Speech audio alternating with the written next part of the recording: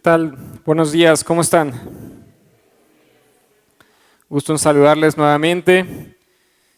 Hoy, como se dan cuenta, ya estamos llegando al fin del libro de los Hechos. Nos estamos aproximando a esta recta final de la travesía de Pablo rumbo a Roma. Y pues como vieron, también es una porción extensa la que voy a cubrir el día de hoy con el favor de Dios. Pero pues para poder comenzar, ¿qué les parece si ahí donde están inclinan su rostro y vamos a poner este tiempo en manos de Dios? Señor, te damos gracias una vez más por que tenemos la libertad y la oportunidad de reunirnos en un lugar como este para bendecir tu nombre, para cantarte, pero también para meditar en torno a tu palabra, Señor. Y en esta hora yo te pido, Espíritu Santo, que tú me ayudes a exponer tu palabra y también que tú hables a la vida de cada una de las personas que se encuentran aquí. Abre los oídos físicos y los oídos espirituales y sé tú con nosotros. Espíritu Santo, tú eres el invitado de honor en este lugar y ayúdanos, Señor, a comprender esta escritura, pero también para ponerlo en práctica en lo que nos corresponda. Te lo pido en el nombre de Cristo Jesús y todos dicen amén. Una de las frases más famosas de la literatura es del famosísimo Shakespeare, que alguna vez dijo: ser o no ser, esa es la cuestión. Y él presentaba esta en una de sus obras llamada Hamlet, y tiene que ver, hay mucha profundidad detrás de ello, pero básicamente está planteando temas que tienen que ver con la duda, la incertidumbre, en temas muy profundos de la vida y la muerte. Pero probablemente ante el tema que nos enfrentamos el día de hoy, pues realmente la verdadera cuestión es preguntarnos, ¿creer o no creer? Esa es la verdadera cuestión. No tanto el ser o no ser, sino el creer o no creer. Y si pusieron atención en esta lectura tan extensa, uno de los versículos clave para este mensaje y uno de los que más captó mi atención mientras estudiaba, es cuando Pablo le está diciendo esto al rey Agripa. Y le dice: ¿crees, oh rey Agripa, a los profetas? Y hace una declaración muy fuerte porque está contestando a nombre del rey. Le dice: yo sé que crees. ¿Crees a los profetas, rey Agripa? Yo sé que crees. Ahora, no está hablando con un judío creyente, ferviente, que acude a las sinagogas. Ahorita vamos a ver algunas cosas detrás. Pero le está dando una declaración muy fuerte: yo sé que tú sí crees.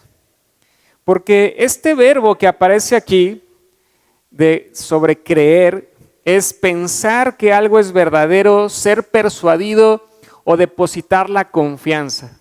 Entonces está haciendo una declaración muy fuerte para el rey Agripa. No obstante, el rey Agripa respondió: por poco me persuades a ser cristiano. Por poco, Pablo, me convences de ser cristiano. Y ahorita vamos a ver ¿qué hay detrás de esta gran pregunta que le hace Pablo al rey y también la respuesta que el rey hace? Pero primero tenemos que poner un poquito de contexto de lo que hemos estado estudiando, ¿ok? Me voy a echar un par de versículos hacia atrás, lo que ya se ha expuesto en un par de domingos atrás. Primero que nada hay que recordar en Hechos 24-27, dice así: que al cabo de 2 años recibió Félix por sucesor a Porcio Festo, y queriendo Félix congraciarse con los judíos, dejó preso a Pablo. Entonces hay que recordar que Antonio Félix es el gobernador de Judea, o era el gobernador de Judea en este tiempo, y viene su sucesor Porcio Festo, que de acuerdo a los reportes históricos, él se vuelve más justo, más razonable que Félix. Él mantiene en prisión a Pablo por 2 años. Algunos piensan que era esta esperanza de que lo pudiera sobornar. Ya habíamos visto eso con otros gobernadores, ¿no? A ver si lograba un soborno de parte de Pablo, pero también porque podía mantener a los judíos contentos. Al final del día los judíos habían pedido que lo mataran y como no habían hallado la razón para hacerlo, pues al menos podía decir: pues lo tengo encarcelado, ¿no? Está en prisión. Y entonces tenemos a este nuevo gobernante, Festo, y nos brincamos a donde se quedaron el domingo pasado en el 25:12, que dice: entonces Festo habiendo hablado con el consejo, respondió a César has apelado, a César irás. Y entonces Porcio Festo también se va a volver el principal responsable de mandar a Pablo a Roma, a poder presentarse ante el emperador Nerón. Ahora bien, antes de que eso ocurra, vamos a ver lo que sucede desde el versículo 13 del 25 hasta el terminar el capítulo 26. Algunas porciones las voy a leer un poco rápido, no me voy a detener mucho porque simplemente nos da pie al lugar a lo que sí quiero que nos detengamos. Y entonces la primera cosa que vamos a ver es que vienen de visita con Festo, Agripa y Berenice. Y vamos a dedicar estos versículos del 13 al 22 en el capítulo 25. Hechos 25:13 dice, pasados algunos días, el rey Agripa y Berenice vinieron a Cesarea para saludar a Festo. Acuérdate, Festo es el gobernador, pero vienen de visita otros gobernantes. Porque Herodes Agripa II, que es este personaje del que vamos a estar estudiando, era el hijo de Herodes Agripa I, descendiente de Herodes el Grande, y tenía poder sobre el templo, sus tesoros, podía nombrar y cambiar al sumo sacerdote, tenía una descendencia judía y por ello podía ayudar a aclarar el caso de Pablo al gobernador romano. Y está siendo acompañado de Berenice, quien era su hermana. Algunos estudiosos opinan que también tenían ahí una relación media incestuosa, pero al final del día tenemos a Herodes Agripa con su hermana Berenice que están visitando a Festo. Y el versículo 14 al 22 dice lo siguiente, y como estuvieron ahí muchos días, Festo expuso al rey la causa de Pablo diciendo, un hombre ha sido dejado preso por Félix, respecto al cual cuando fui a Jerusalén se me presentaron los principales sacerdotes, los ancianos de los judíos, pidiendo condenación contra él. Eso es algo que ya vimos en domingos anteriores. A estos respondí que no es costumbre de los romanos entregar a alguno a la muerte antes que el acusado tenga delante a sus acusadores y pueda defenderse de la acusación, cosas que también ya exploramos. Versículo 17. Así que, habiendo venido ellos juntos acá, sin ninguna dilación, al día siguiente, sentado en el tribunal, mandé traer al hombre, y estando presentes los acusadores, ningún cargo presentaron de los que yo sospechaba, sino que tenían contra él ciertas cuestiones acerca de su religión y un cierto Jesús ya muerto, el que Pablo afirmaba estar vivo. Yo, dudando en cuestión semejante, le pregunté si quería ir a Jerusalén y allá ser juzgado de estas cosas. Mas como Pablo apeló para que se le reservase para el conocimiento de Augusto, mandé que le custodiasen hasta que le enviara yo a César. Entonces Agripa dijo a Festo, yo también quisiera oír a este hombre. Y ahí le voy a poner una pequeña pausa. De manera como un poco sorpresiva, parecía como que nos da un poco de esperanza que un rey diga, oye, yo lo quiero escuchar. Pero también si ustedes hacen un recordatorio de lo que pasó con el juicio de Jesucristo, también había otros gobernantes que le querían escuchar. Algunos de ellos querían escucharle, pero para que le hiciera algunos milagros, para ver si era cierto lo que él podía ser capaz de hacer. No tenemos certeza de cuál era la razón por la cual el rey Agripa quería escucharlo, pero a mí me encanta este verbo que aparece aquí.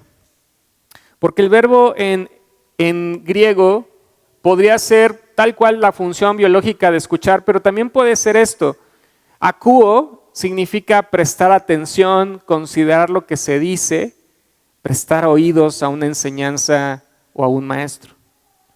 Y obviamente Agripa ha escuchado, ahorita le dieron una explicación de quién es Pablo, Festo le está explicando cosas que ha ocurrido y dice, oye, yo quiero escuchar a este hombre, yo quiero prestarle atención, tráelo, voy a prestar atención. Ahora acuérdate, Agripa también tenía una función de una connotación un poco legal, jurídica, que podía intervenir en la aclaración de toda esta situación. Entonces también había una razón por la cual escuchar al que estaba siendo acusado. Y el resto del versículo 22 dice, Él le dijo, muy bien, mañana lo vas a escuchar, mañana lo oirás. Y entonces en esta visita, que por cierto, estas visitas se daban pues por cuestiones diplomáticas que hoy seguimos viendo, ¿no? De repente no hay como mucha razón por la cual un gobernante visita a otro, pero hay muchas cuestiones ahí diplomáticas, nada más salen en la foto de los acuerdos de que estamos todo bien. Acá era algo similar. Tenían diferentes posiciones, unos representaban más al gobierno romano, otros estaban más en otra jurisdicción, pero al final del día estas visitas pues se daban. Le tocaba hacer las visitas entre gobernantes. Y entonces, ahora viene Pablo, va a ser presentado ante el rey Agripa. Entonces vamos a la siguiente parte de la lectura. Estamos ahora en Hechos 25, verso 23. Dice, al otro día, viniendo Agripa y Berenice con mucha pompa y entrando en la audiencia con los tribunos y principales hombres de la ciudad, por mandato de Festo, fue traído Pablo. Entonces imagínate, si has visto alguna vez una película donde viene un gobernante, un rey, pues todo la faramalla detrás de que está entrando aquí el rey, ¿no? Toda esta celebración de que viene un rey con su hermana. Y le van a presentar a Pablo. Y aquí aparece que vienen a la audiencia, pero es importante entender que no es una audiencia de los tribunales. No se está dando en una sala de juicios. De acuerdo a la Biblia de Estudio Arqueológica, la sala de la audiencia no era la sala de juicios, ya que no era una corte de juicio. Se trataba de un auditorio apropiado para la pompa de la ocasión, con el rey, su hermana, el gobernador romano, prominentes líderes presentes, tanto de los judíos como del gobierno romano. Ahora, esto es importante mencionarlo, porque no nada más está Pablo frente a Agripa, Berenice y Festo. Hay muchísima gente que está ahí presente recibiendo principalmente a los gobernantes, pero esto va a ser una excelente ocasión que Pablo no va a descuidar como lo solemos o lo hemos visto a lo largo del libro de los Hechos. Entonces imagínate todos los que están ahí observando, ¿okay? En el medio del palacio lo que está ocurriendo. Versículo 24 al 27 dice así: entonces Festo dijo, Rey Agripa y todos los varones que estás aquí juntos con nosotros, aquí tenéis a este hombre, respecto del cual toda la multitud de los judíos me ha demandado en Jerusalén y aquí dando voces que no debe vivir más. Pero yo, hallando que ninguna cosa digna de muerte ha hecho y como él mismo apeló a Augusto, he determinado enviarle a él. Como no tengo cosa cierta que escribir a mi Señor, le he traído ante vosotros y mayormente ante a ti, oh Rey Agripa, para que después de examinarle tenga yo que escribir. Es decir, como pues yo todavía no sé cuál es el pretexto por el cual lo voy a mandar a juicio, a ver si tú me ayudas. A ver qué es lo que vamos a poner ahí en la carta para el gran gobernante en Roma, ¿no? Versículo 27. Porque me parece fuera de razón enviar un preso y no informar de los cargos que haya en su contra. Y el versículo 1 del capítulo 26 dice, entonces Agripa dijo a Pablo, se te permite hablar por ti mismo. En la Nueva Versión Internacional dice, entonces Agripa dijo a Pablo, tienes permiso para defenderte. Y pues, ¿qué crees? Pablo va a tomar ese permiso que se le ha dado y va a presentar una de las más preciosas defensas delante de las autoridades. El versículo 1 continúa diciendo, pero entonces, extendiendo la mano, comenzó así su defensa. Y esta defensa está estructurada en diferentes partes que se vuelven muy relevantes. Pero antes de eso, me encanta esto que dice, Pablo estaba en prisión, pero esto no le impedía hacer la mayoría de su cometido. Tribunos y principales hombres de la ciudad se encontraban en la sala del palacio con Agripa para oír este caso. Pablo vio esta nueva oportunidad para presentar el evangelio. No perdía esas oportunidades. Observaba lo que estaba ocurriendo y decía, venga, este es momento para predicar nuevamente el evangelio, para decir qué es lo que yo creo. Y entonces Como les decía, hay diferentes momentos en su defensa. Y el primer momento tiene que ver con su pasado. Los primeros versos que vamos a ver ahí en el capítulo 26 tiene que ver con la vida pasada de Pablo. Y mientras vamos viendo estos diferentes momentos, yo quiero que tal vez vayas haciendo una reflexión sobre tu propia vida. Hace rato que cantábamos este canto sobre hay libertad. Probablemente hay cosas que tú te identificaste con ese canto en el que recordabas cosas de tu pasado, cosas de quién eras antes de venir a Cristo. También nuestro hermano nos decía de la oportunidad que tiene de ir a estos centros de adictos y que también lo cantan con ansia, ¿no? Por tal vez vida pasada o cosas que siguen arrastrando del pasado. Y entonces Pablo empieza a platicar primero de su vida pasada. Y en el verso 2 dice, me tengo por dichoso, oh rey Agripa, antes de que haya de defenderme hoy delante de ti, de todas las cosas de que soy acusado por los judíos, mayormente porque tú conoces todas las costumbres y cuestiones que hay entre los judíos, por lo cual te ruego que me oigas con paciencia. Ahora, aquí está haciendo una conexión muy importante con Agripa, porque Agripa sí tenía una descendencia judía, él sí conocía de la ley y las costumbres de los judíos, entonces va a hacer una conexión para decirle, va a haber como algo que va a poner ahí en la mesa para decir, tú me entiendes. Pero también al mismo tiempo está siendo sumamente respetuoso con la persona con la que está hablando, porque le dice, te ruego que me oigas con paciencia. Ahora, acuérdate que el rey Agripa había dicho ya, yo quiero escucharlo. Y acuérdate que el verbo en el griego puede implicar que tiene que hacerlo con atención. Pero ahora Pablo le dice, quiero que lo hagas con paciencia. Así no lo traduce la Reina Valera, pero creo que es más profunda la palabra, que es muy complicada de decir, pero es con longanimidad, una palabra que ni ocupamos. ¿Alguno de ustedes había escuchado hablar de esta palabra? Imagínense si estás en la comida hoy y dices, hoy aprendí la palabra longanimidad, ¿no? Para que te escuches muy, muy propio, muy estudiado. Pues longanimidad, yo pues dije, pues ¿qué es eso? Tengo que ir al diccionario y el sinónimo es que está pidiéndole que tenga clemencia. Le está pidiendo compasión, moderación a cuando se aplique un juicio. Entonces, más allá de una paciencia, o sea, y tal vez sí se entiende el concepto de paciencia más fácil, ¿no? Cuando te roban la paciencia, ¿no? Tus hijos, tus hijas, y que dices, Dios, dame paciencia, por favor, previo a aplicar un juicio o un castigo. Aquí el concepto todavía más profundo es longanimidad. Le está pidiendo que tenga clemencia, compasión, moderación mientras lo escucha, previo a estar juzgando, porque Pablo se va a echar un buen mensaje. Y entonces Pablo habla de su pasado como fariseo. Primero que nada, ahí pone la base, ahí es donde se van a entender un poquito en cuestiones de tradiciones y costumbres judías, porque mira lo que dice el verso 4 y 5.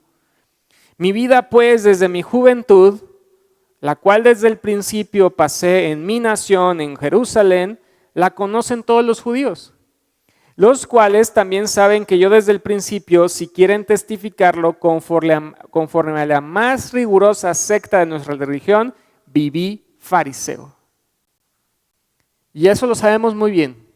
Previo a su llamado, previo a su conversión, Pablo fue fariseo. Incluso Pablo en Filipenses 3 lo deja bien claro cómo es que él vivía, ¿no? Y solo es como a manera de recordatorio.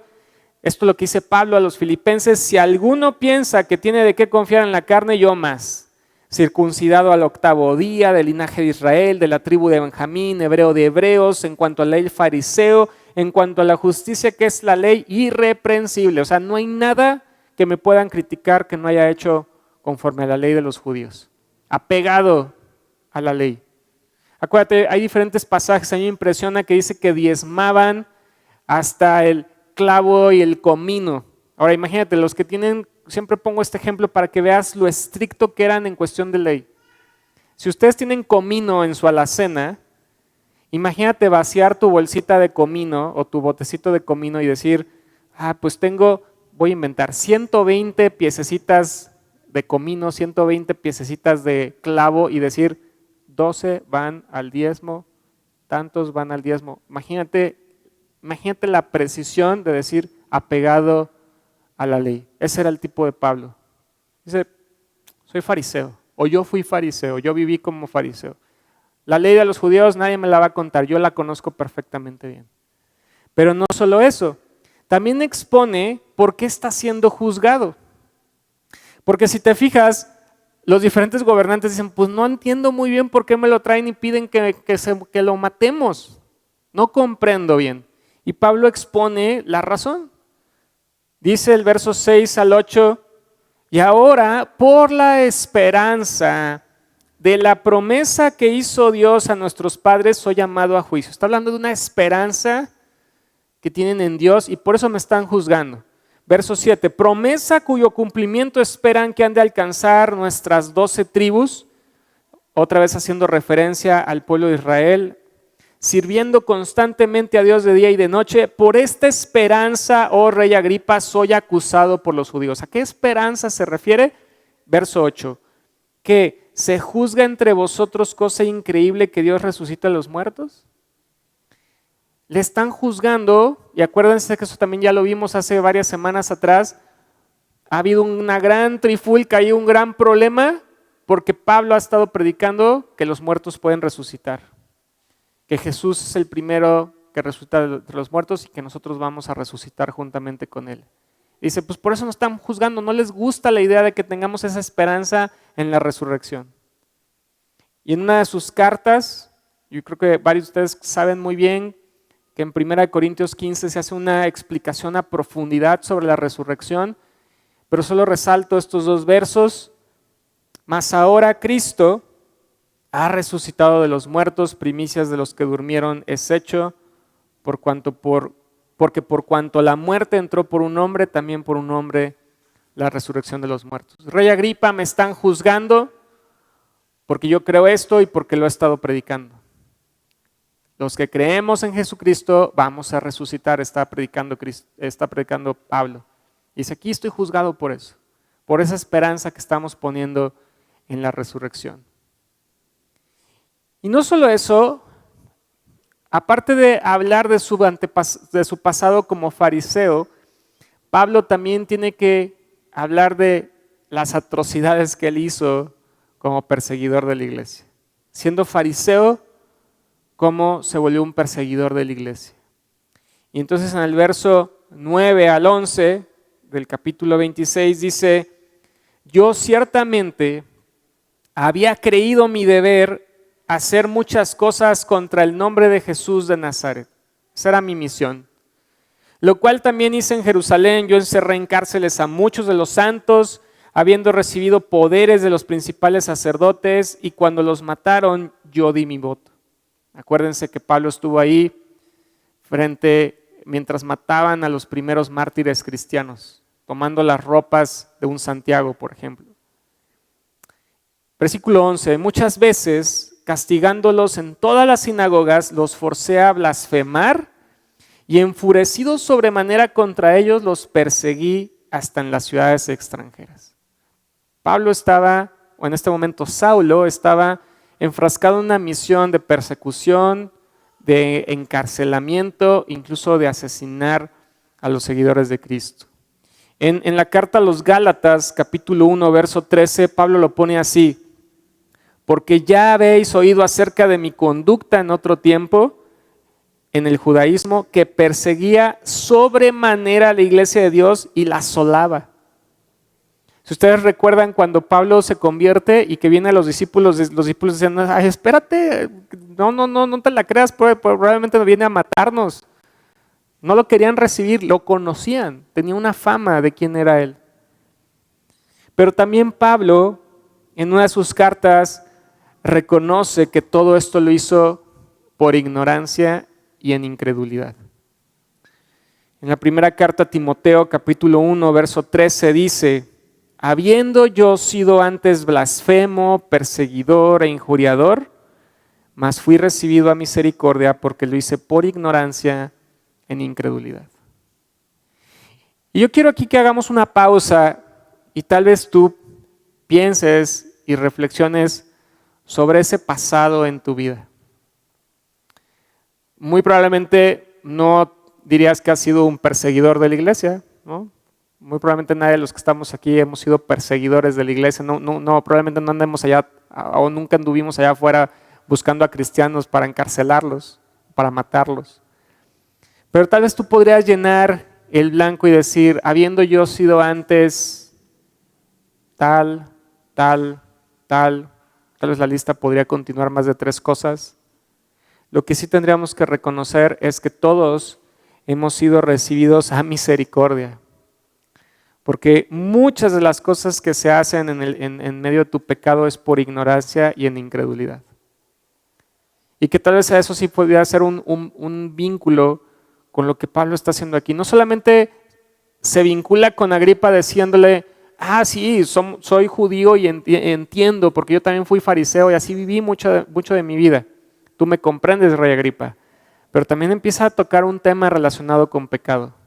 Y este fui yo. Yo hacía todo esto en contra de esta iglesia.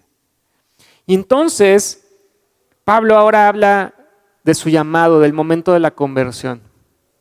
Entonces viene en los versos 12 al 18, porque pues eso estaba antes en la vida pasada de Pablo. Y en el capítulo 26, versos 12 al 18 dice, ocupado en esto, acuérdate que su encomienda era ir a las diferentes ciudades. Yo andaba en eso. Ocupado en esto, iba yo a Damasco con poderes y en comisión de los principales sacerdotes. Acuérdate que traía cartas con permisos para encarcelar o incluso matar gente. Cuando a mediodía, oh rey, yendo yo por el camino, vi una luz del cielo que sobrepasaba el resplandor del sol, la cual me rodeó a mí y a los que iban conmigo, y habiendo caído todos nosotros en tierra, oí una voz que me hablaba y decía en lengua hebrea, Saulo, Saulo, ¿por qué me persigues? Dura cosa te es dar coces contra el aguijón. Yo entonces dije, ¿quién eres, Señor? Y el Señor dijo, yo soy Jesús, a quien tú persigues. Todo esto tiene que ver con lo que ya se estudió en Hechos capítulo 9. Verso 16, pero levántate y ponte sobre tus pies, porque para esto he aparecido a ti, para ponerte por ministro y testigo de las cosas que has visto y de aquellas en que me apareceré a ti, librándote de tu pueblo y de los gentiles a quienes ahora te envío. ¿Para qué lo enviaba? Para todo esto, versos 18, para que abra sus ojos, para que se conviertan de las tinieblas a la luz y de la potestad de Satanás a Dios, para que reciban por la fe que es en mí, perdón de pecados y herencia entre los santificados. Y si bien este fue un llamado muy específico para Pablo en camino a Damasco, que recibe esta visión, cuando tú lo conectas con el llamado de la Gran Comisión, tiene todo que ver con nosotros también. Tiene todo que ver con nosotros también lo que nosotros somos llamados a hacer. Porque mira, primero que nada, de acuerdo a esta declaración que le hacen a Pablo en el momento de su llamado y conversión, lo primero que aparece aquí es que somos llamados a convertirnos de tinieblas a luz, pero no solo eso, sino también de ser luz en medio de las tinieblas. Luz en medio de las tinieblas. Porque mira, si nos remontamos al Antiguo Testamento, el profeta Isaías en el capítulo 42 dice lo siguiente: yo, Jehová, te he llamado en justicia y te sostendré por la mano, te guardaré y te pondré por pacto al pueblo, por luz de las naciones. Para que abras los ojos de los ciegos, para que saques de la cárcel a los presos y de casas de prisión a los que moran en tinieblas. La luz siempre va a vencer las tinieblas. Las tinieblas no pueden contra la luz.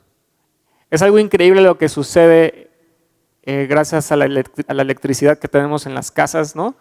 Por más oscuro que esté el lugar, tú llegas y le das al switch, ya, se acabó las tinieblas.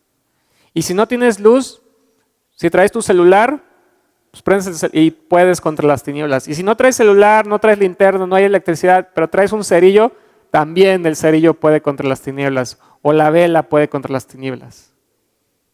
Por eso este llamado de Isaías dice, te pongo por pacto, por luz de las naciones, para que abras los ojos de los ciegos. O sea, de esas tinieblas ahora haya luz. Para que saques de la cárcel y de casas de prisión a los que moran en tinieblas. Imagínate salir de un lugar que ha estado encerrado todo el tiempo. Imagínate un calabozo encerrado y de pronto se abre la puerta, de pronto se retiran los candados y ahora de las tinieblas pasas a la luz. Ese es el llamado que está haciendo Isaías. Pero no solo eso, también conocemos bien lo que dice Pablo en Efesios capítulo 5, verso 8, porque en otro tiempo erais tinieblas, mas ahora sois luz en el Señor, andad como hijos de luz. Pablo acaba de decir, yo era un perseguidor, yo andaba persiguiendo gente, yo andaba encarcelando gente, yo andaba matando gente, estaba en total tinieblas. Pero ahora soy luz, ahora voy a vivir como hijo de luz. Y no solo eso, Pedro también en su primera carta de Pedro, también un versículo famosísimo dice, mas vosotros sois linaje escogido, real sacerdocio, nación santa, pueblo adquirido por Dios. ¿Para qué? Para anunciar las virtudes de aquel que os llamó de las tinieblas a su luz admirable. Entonces este llamado que recibe Pablo de dejar las tinieblas, venir a la luz, no solamente eso, sino de ahora impactar con esa luz en las tinieblas, también nos corresponde a nosotros. Somos llamados de tinieblas a luz y somos llamados a hacer luz en medio de las tinieblas. Y papás, mamás, eso inicia en nuestros propios hogares. Hay muchas cosas, platicaba con Bere apenas, y hay tantas cosas que se permean de forma tan natural, de forma tan orgánica, a través de la música, a través de videos, a través de series, a través de películas. Natural, ahí está permeándose las tinieblas en lo que están observando o escuchando nuestros hijos. Necesitamos ser luz ahí. Es la primera cosa que Pablo habla sobre su conversión, pero no solo eso, también habla de que somos llamados a recibir por fe la herencia de los santos. Si tú vuelves a poner atención en el verso 18 del capítulo 26, primero dice, para que abra sus ojos, para que se conviertan las tinieblas a la luz, pero luego dice, para que reciban por la fe que es en mí perdón de pecados y herencia entre los santificados. Porque mira lo que dice Colosenses capítulo 1, verso 9 y luego me brinco al 12. Por lo cual también nosotros desde el día que lo oímos no cesamos de orar por vosotros. Y parte de la oración era esto, verso 12, con gozo dando gracias al Padre que nos hizo aptos para participar de la herencia de los santos en luz, el cual nos ha librado de la potestad de las tinieblas y trasladado al reino de su amado Hijo, en quien tenemos redención por su sangre, el perdón de pecados. Esa es una de las grandes herencias que estamos recibiendo. Ya te libraron de las tinieblas, ahora estás en luz, y una de las herencias que recibimos ahora como hijos de luz es que eres perdonado. Que eres perdonado. Ahí está la herencia. Y entonces lo que observamos aquí es que Pablo usó cada oportunidad para recordar a sus oyentes que los gentiles tenían la misma participación en la herencia de Dios. Esta herencia es la promesa, la bendición del pacto de Dios hecho con Abraham. La misión de Pablo era predicar las buenas nuevas a los gentiles. Entonces, en esta encomienda que Pablo tiene, aprovecha de manera perfecta que tiene ahí a las grandes autoridades y a mucha gente ahí observando lo que está ocurriendo en esta recepción de este rey Agripa y dice, este mensaje también es para ustedes. Este mensaje también es para ustedes. Y entonces Pablo ya habló de su pasado, ya habló su pasado como fariseo, su pasado como perseguidor de la iglesia, habló de este momento de su llamado y su conversión, pero también habla de que él fue obediente a ese llamado. Entonces en el versículo 19 al 25 va ahora a explicarle al rey Agripa que él está siendo obediente. Y el rey Agripa le va a cuestionar algunas cosas porque no comprende muy bien. O más bien Festo es quien le va a cuestionar algunas cosas. Versículo 19 dice, por lo cual, oh rey Agripa, no fui rebelde. Es decir, no fui desobediente, sí fui obediente a la visión celestial, sino que anuncié primeramente a los que están en Damasco, Jerusalén, por toda la tierra de Judea, a los gentiles que se arrepintiesen y se convirtiesen a Dios, haciendo obras dignas de arrepentimiento. Por causa de esto, los judíos, prendiéndome en el templo, intentaron matarme. Y ahora se voltea la situación, ¿no? El que era perseguido, ahora es perseguido. Perdón, el que era perseguidor, ahora es perseguido. El que quería matar, ahora también buscan matarle. Versículo 22. Pero habiendo obtenido auxilio de Dios, persevero hasta el día de hoy, dando testimonio a pequeños y a grandes, no diciendo nada fuera de las cosas que los profetas y Moisés dijeron que habían de suceder, que el Cristo había de padecer y ser el primero de la resurrección de los muertos para anunciar luz al pueblo y a los gentiles. Y aquí de manera natural se conecta la acusación que él ha estado recibiendo de predicar sobre la resurrección y predicar que Jesús es el primero de los que ha resucitado. Y dice, ¿se acuerdan que al inicio Festo le decía a Agripa, pues Pablo dice que es un Cristo que según nosotros ya murió, pero él dice que ya resucitó? Aquí vuelve a conectar el tema y vuelve a plantear, Jesús ha resucitado. Primera cosa que se tiene que plantear ahí. Pero aparte de eso, en esta perseverancia de su llamado y de lo que le ha pedido Dios hacer, enfatiza que él está dando testimonio a pequeños y a grandes. A las personas gentiles que son las despreciadas, pero también está hablando con grandes autoridades, y ya van varias, y todavía no llega a Roma. A pequeños y a grandes por igual, dando testimonio para anunciar la luz. Y el concepto que aparece aquí para dar testimonio es el concepto martureo, de donde sacamos la palabra mártir. Martureo se usa para referirse a la presentación del evangelio. Él está siendo testigo de algo que ya ha visto, que ha escuchado, y está dando testimonio de eso, en particular el evangelio. Y los mártires se vuelven esos testigos, pero que están dispuestos a morir por su testimonio. Entonces, comprendiendo esto, mientras está con las autoridades, dejando muy claro que ahora él también está siendo perseguido, que lo quieren matar, pues entonces le pregunta algunas cosas Festo. Verso 24. Diciendo él estas cosas en su defensa. Ahora imagínate, ya platicó, pues yo era fariseo, y siendo fariseo me volví un perseguidor de la iglesia, pero ¿qué crees? Me convertí, recibí un llamado, y ahora yo comparto este evangelio porque creo que Jesús murió y resucitó, y creo en estas buenas nuevas. Habiendo dicho todo eso, Festo le dice, ¿estás loco, Pablo? Las muchas letras te vuelven loco. Mas él dijo, no estoy loco, excelentísimo Festo, sino que hablo palabras de verdad y de cordura.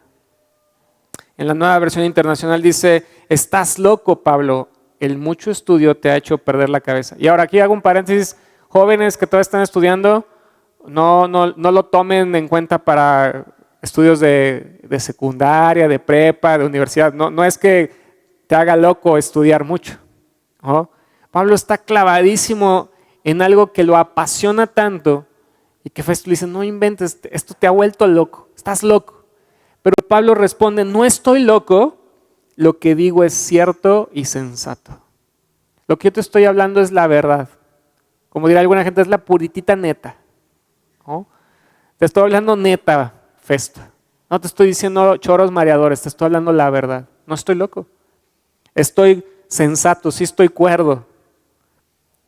Y nosotros sabemos muy bien, porque también Pablo nos lo dice en la primera carta a los Corintios, capítulo 1, versos 21 al 25, ya que en la sabiduría de Dios el mundo no conoció a Dios mediante la sabiduría, agradó a Dios salvar a los creyentes por la locura de la predicación. Porque los judíos piden señales, los griegos buscan sabiduría, pero nosotros predicamos a Cristo crucificado, para los judíos ciertamente tropezadero, para los gentiles locura. Mas para los llamados, así judíos como griegos, Cristo poder de Dios y sabiduría de Dios. Porque lo insensato de Dios es más sabio que los hombres y lo débil de Dios es más fuerte que los hombres. Sí, aparentemente es una locura.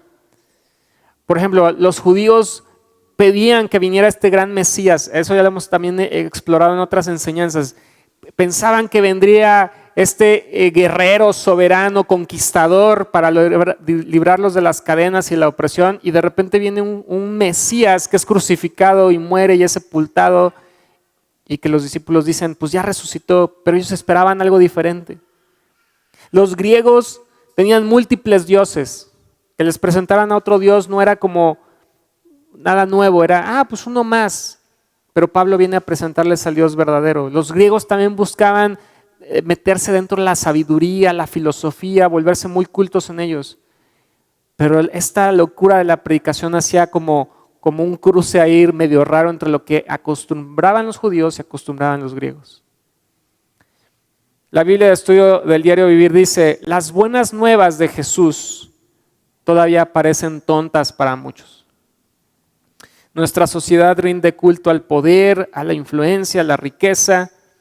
Jesús vino como un siervo pobre y humilde y ofrece su reino a aquellos que tienen fe, que no dependen de sus obras. Esto parece locura para el mundo, pero Cristo es nuestro poder, el único camino para ser salvo. Conocer a Cristo personalmente es la sabiduría más grande que uno puede tener. Y si de pronto esto se vuelve locura o parece cosa de locos, ¿cómo? ¿A poco te interesa más eso que otras cosas? ¿A poco esto es más importante que otras cosas? Y eso es lo que Pablo le está diciendo a Festo. No, no estoy loco. Lo que te estoy diciendo es la pura verdad. Y entonces llegamos al punto donde inició el mensaje de esta mañana. Pablo va a instar al rey Agripa y a más personas a creer. En el verso 26 dice, y acuérdate, ha estado explicando cosas que tienen que ver con los judíos, con su conversión y demás, y ahí está Agripa al lado. Está hablando con Festo también y le dice, el rey sabe todo esto que te estoy platicando. El rey Agripa conoce de todo esto que te estoy platicando. Delante de quien también hablo con toda confianza, porque no pienso que ignora nada de esto, pues no se ha hecho esto en algún rincón. Es decir, lo que les estoy compartiendo lo sabe todo el mundo, dice Pablo. Y el rey Agripa, teniendo esta descendencia judía, lo sabe muy bien, no está en secreto. Y el verso 27, ¿crees, oh rey Agripa, a los profetas? Yo sé que crees. Entonces Agripa dijo a Pablo, por poco me persuades a ser cristiano.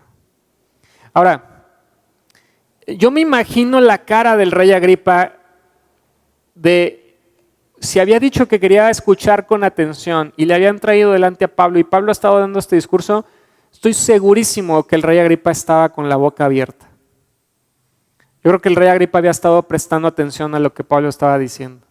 Yo creo que se le podían ver sus ojitos ahí de curiosidad, de interés. Pero de pronto, cuando Pablo le plantea esta pregunta, ¿crees? Yo sé que crees, se ha de haber quedado como medio pasmado hasta que pudo decir, híjole, por poco me convences de ser como tú. Y algunos estudiosos dicen lo siguiente, el reto de Pablo Agripa, quien tenía una herencia judía, puso al rey en una situación embarazosa. Si le daba la razón a Pablo, perdía credibilidad ante Festo. Festo lo acaba de tachar del doco. Pero si renunciaba a creer en los profetas, perdía el favor de los judíos. Entonces intentó escapar al dilema respondiendo a Pablo lo que la mayoría de los estudiosos considera un comentario insincero o no sincero y cínico. Por poco me persuades de ser cristiano. Porque muy probablemente lo que quería decir es, híjole, sí creo, pero no te puedo decir eso. sí me convenciste, ya he estado convencido, pero no puedo decir eso, no me conviene por quién soy yo, por la posición que tengo. Entonces por eso dice, pues mejor responde de una manera, híjole, casi Pablo, así estuviste, La Biblia de Estudio del Diario Vivir dice, como el bisabuelo, el abuelo y el padre, así era el hijo. Herodes Agripa II heredó los frutos de generaciones de hombres poderosos con personalidades defectuosas. Cada hijo siguió a su padre en sus debilidades y errores y desperdició las oportunidades. Cada generación tuvo una confrontación con Dios y cada una falló en darse cuenta cuán importante era la decisión. El tío abuelo de Herodes Agripa, Herodes Antipas, el que conoció a Jesús durante su juicio, pero falló en verlo por lo que él era. Agripa II escuchó el evangelio de labios de Pablo, pero consideró que el mensaje era un agradable entretenimiento. Halló gracioso que Pablo tratara de convencerlo para convertirse en cristiano. Como muchos antes y después, Agripa II se fue alejando del reino de Dios. Se dejó a sí mismo sin excusa. Oyó el evangelio, pero consideró que no era importante como para darle una respuesta personal. Es lamentable, pero su error es común. El problema no consiste en que el evangelio no sea convincente o no necesiten conocer a Dios de manera personal. Es que simplemente deciden no responderle. Hace mucho tiempo atrás yo escuché a alguien que decía, especialmente cuando se hablaba de ministerios juveniles o hablando de pastores que tratan con jóvenes, a veces es complicado captar la atención de los jóvenes. Ustedes lo acaban de vivir en la escuela bíblica de vacaciones, esto se transformó, ¿no? Esto se transformó, se tienen que quitar todas esas bancas, se tiene que volver una sala de usos múltiples, ponen grúas por aquí, constructores por acá, cascos, chalecos, etcétera, etcétera, etcétera, etcétera, para poderle llegar a los niños. A los jóvenes a veces se vuelve todavía un reto más. Y hace mucho tiempo un maestro me decía, no hay nada que podamos hacer para embellecer el evangelio, porque el evangelio ya de por sí es bello. Es decir, no hay nada que le tengamos que poner para hacerlo más atractivo. El evangelio es el evangelio. La cruz no le tenemos que poner nada. La cruz no va a ser, viéndolo desde el punto de vista del mundo, la cruz no se vuelve atractiva. Pero la cruz de por sí, eso es lo que se necesita. No hay nada que le podamos poner a la cruz. ¿Acaso algo similar? No hay nada que tengamos que hacer para el convencimiento de la gente. No le vamos a hacer manita de puerco. Hay gente que de repente predica de esa manera para convencer a la gente. O tal vez se transgiversa el evangelio para convencer a la gente. No es que necesite, dice ahí, no es que consiste en que el evangelio no sea convincente o que necesiten conocer a Dios, es que simplemente deciden no responder. El rey Agripa en su condición pudo haber dicho, sí creo eso que tú estás diciendo, pero se le venían encima quién sabe cuántas personas. Prefirió decir no, casi. La próxima vez llámame después.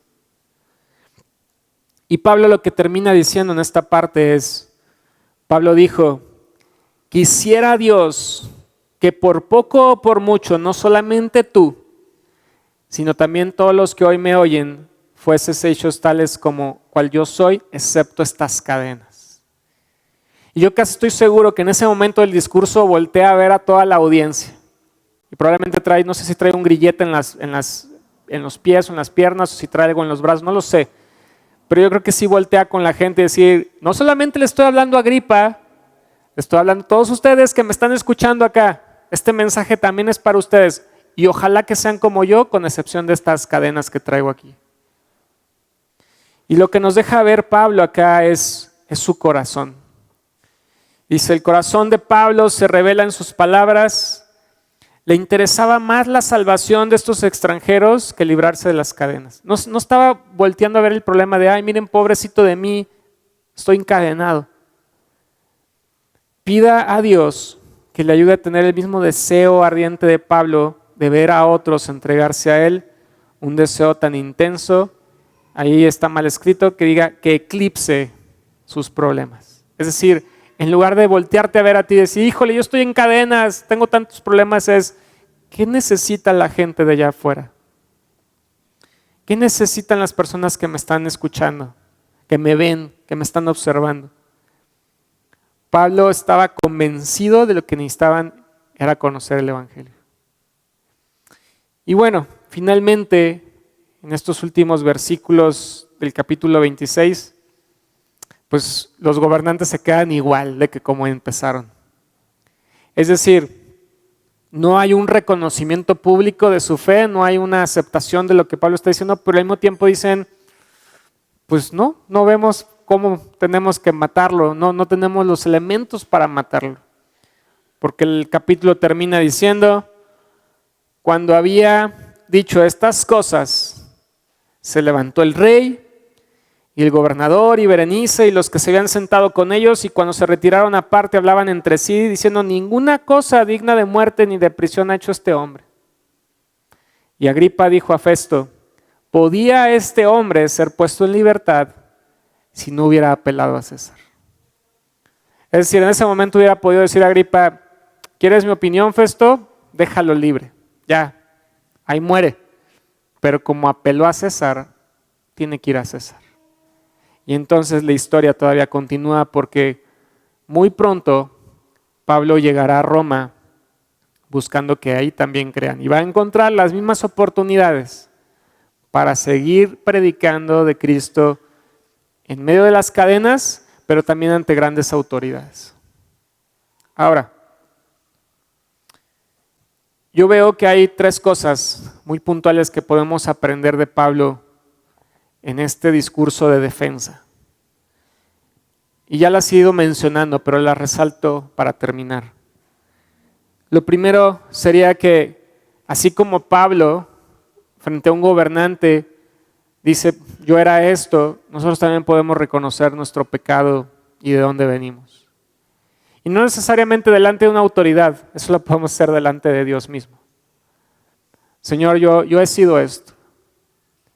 Yo he pecado de esta manera. Yo reconozco de dónde vengo. Pero al mismo tiempo obedezcas ese llamado de salir de ahí, pero también de compartir el Evangelio. De hacer a un lado las tinieblas y cambiarlas por la luz y ahora compartir esa luz con otras personas. Cosa que hace increíblemente bien Pablo. Y no solamente es esa obediencia, sino ese instar a otras personas, pequeñas o grandes, no hay discriminación ahí, a creer. Por eso ese cuestionamiento de Pablo de Agripa, ¿crees en los profetas? Porque estaba instándolo a creer. Entonces yo te animo a que vengas delante del Señor, reconozcas tus faltas, reconozcas tu pecado.